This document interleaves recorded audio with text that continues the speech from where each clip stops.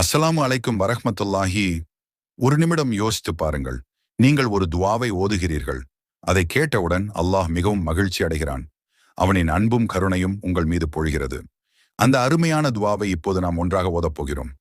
இந்த நன்மையை நீங்கள் மட்டும் வைத்துக் கொள்ளாதீர்கள், மற்றவர்களுக்கும் பகிருங்கள்.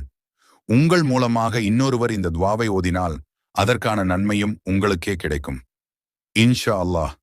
அதற்கு முன் கமெண்டில் அல்லாஹு அக்பர் என்று பதிவு செய்யுங்கள். இன்ஷா அல்லாஹ் அது உங்களுக்கு இரட்டிப்பு நன்மைகளை தரட்டும். நபிகள் நாயகம் ஸல்லல்லாஹு அலைஹி வஸல்லம் அவர்கள் கூறினார்கள், ஒரு அடியான் இந்த வார்த்தைகளை சொன்னால் அல்லாஹ் மிகவும் மகிழ்ச்சி அடைகிறான். வாருங்கள், மனதுடன் சேர்ந்து ஓதுவோம். ரப்பிக்ஃபிர்லி துனூபி இன்னஹு லா யக்ஃபிரு துனூபா இல்லா அன்த. என் இறைவா, என் பாவங்களை மன்னிப்பாயாக. உன்னை தவிர வேறு எவராலும் பாவங்களை மன்னிக்க முடியாது.